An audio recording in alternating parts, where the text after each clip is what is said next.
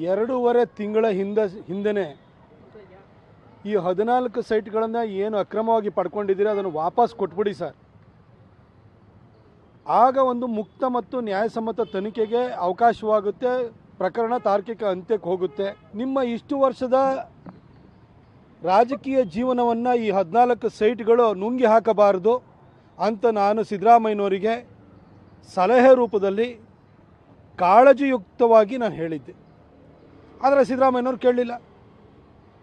ಇವಾಗ ಇಡೀ ಕೇಸು ದಾಖಲಾದ ನಂತರ, prevention of money laundering act ಲಾಗೂ ಆದ ನಂತರ ಈಗ ಹಿಂದಿರುಗಿಸುವಂಥ ಕೆಲಸ ಮಾಡಿದರೆ. 2.5 ತಿಂಗಳು ಹಿಂದೆ ಕೊಟ್ಟಿದ್ದಿದ್ರೆ ಸಿದ್ದರಾಮಯ್ಯ ಸಾಹೇಬರೇ, ಇವತ್ತು ನೀವು ನಿಮ್ಮ ವಿರುದ್ಧ ಪ್ರಾಸಿಕ್ಯೂಷನ್ಗೆ ಅವಕಾಶವೂ ಆಗ್ತಿರಲಿಲ್ಲ.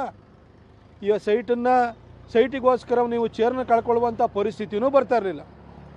ನೀವು ಸೂಕ್ತವಾದಂತಹ ಸಲಹೆಗಾರರನ್ನ ಜೊತೆಲಿ ಇಟ್ಕೊಳ್ಳೋದಲ್ಲೇ ಬರೀ ನಿಮಗೆ ಬಹುಪರಾಕ್ ಹಾಕೊಳ್ಳೋರನ್ನ ಇಟ್ಕೊಂಡು ಹೋಗಿದ್ರಿಂದಾಗಿ ನಿಮಗಿಂಥ ಪರಿಸ್ಥಿತಿ ಬಂದಿದೆ.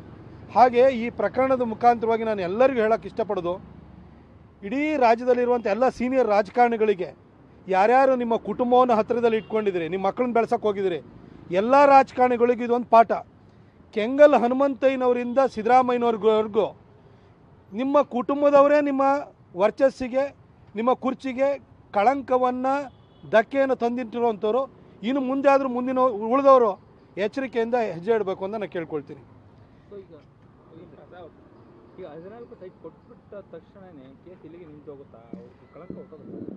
ಈಗ ಯಾರೋ ಒಬ್ಬ ನಿಮ್ಮ ಮನೆಯಲ್ಲಿ ಏನೋ ಒಡವೆನೋ ಏನಾದರೂ ಕತ್ಕೊಂಡು ಹೋಗಿರ್ತಾನೆ, ಕಳ್ಳ ಸಿಗಾಕೊಳ್ತಾನೆ, ಅವನಲ್ಲಿ ನಾನು ಕತ್ಕೊಂಡು ಹೋಗಿದ್ದು ವಾಪಸ್ ಕೊಟ್ಬಿಡ್ತೀನಿ ಅಂತಂದರೆ ಪ್ರಕರಣ ನಿಲ್ಲುತ್ತಾ?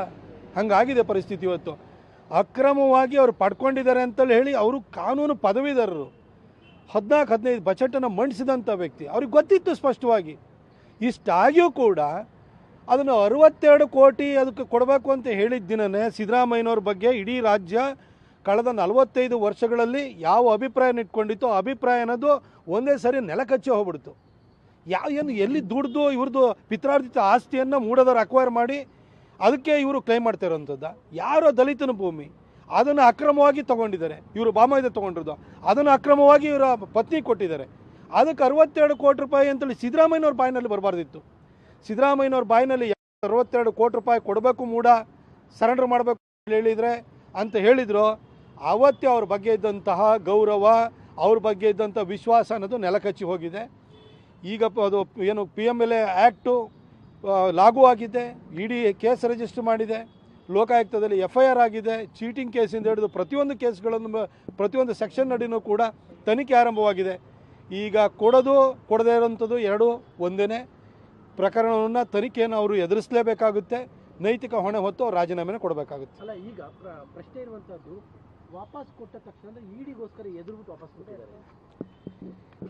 ಒಂದು ವೇಳೆ ಅವರಿಗೆ ಸಾರ್ವಜನಿಕರ ಅಭಿಪ್ರಾಯಕ್ಕೆ ತಲೆಬಾಗುವಂಥ ಮನಸ್ಥಿತಿ ಇತ್ತು ಅಂದಿದ್ದರೆ, ಅವರು ಅಕ್ರಮವಾಗಿ ಪಡೆದುಕೊಂಡಿರೋದ್ರ ಬಗ್ಗೆ ಅವರಿಗೆ ಅಂಜಿಕೆ ಇತ್ತು ಅಂದಿದ್ದರೆ, ಈ ಪ್ರಕರಣ ನನಗೊದಿಗೆ ಬಿದ್ದು ಕೂಡಲೇ ಕೊಡ್ಬೋದಿತ್ತು.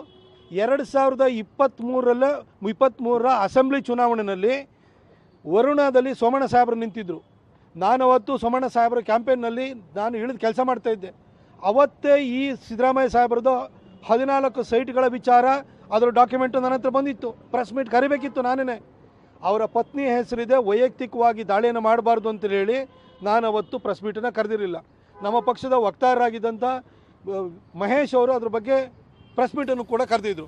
ಅವತ್ತಾರು ಸಿದ್ದರಾಮಯ್ಯನಿಗೆ ಗೊತ್ತಾಗಿರ್ಬೇಕಿತ್ತಲ್ವ ಅಕ್ರಮವಾಗಿ ಪಡ್ಕೊಂಡಿದ್ದಾರೆ ಅಂತೇಳಿ ಹೇಳಿ. ಆಯಿತು, ಈ ಪ್ರಕರಣ ಮತ್ತೆ 2024ರಲ್ಲಿ ಮತ್ತೆ ಅದು ಮುನ್ನೆಲೆಗೆ ಬಂತು.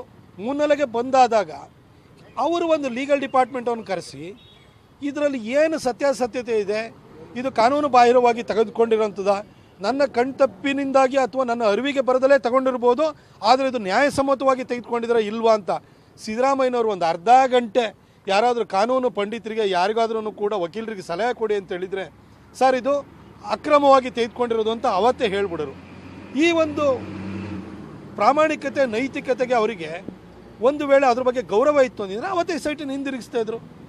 ಇವತ್ತು ಕೇಸ್ ರಿಜಿಸ್ಟರ್ ಆಗಿ ಸರ್ಕಾರ ಏನು ಕೋರ್ಟೇ ಪ್ರಾಸಿಕ್ಯೂಷನ್ಗೆ ಅವಕಾಶವನ್ನು ಮಾಡಿಕೊಟ್ಟು ರಾಜ್ಯಪಾಲರ ನಿರ್ಧಾರವನ್ನು ಎತ್ತಿ ಹಿಡಿದು ಈಗ ಇಡಿ ಕೇಸ್ ಆದ ನಂತರ ಇವ್ರು ಕೊಡ್ತಾ ಇದ್ದಾರೆ ಅಂತಂದರೆ ಕೋಟನೆಲ್ಲ ಏನೋ ಲೂಟಿ ಮಾಡಿದ್ಮೇಲೆ ದಿಡ್ಡಿ ಬಾಗಿಲು ಹಾಕಿದ್ರಂತೆ. ಹಂಗೆ ಆಗೋಗಿದೆ ಇವತ್ತು ಪರಿಸ್ಥಿತಿ.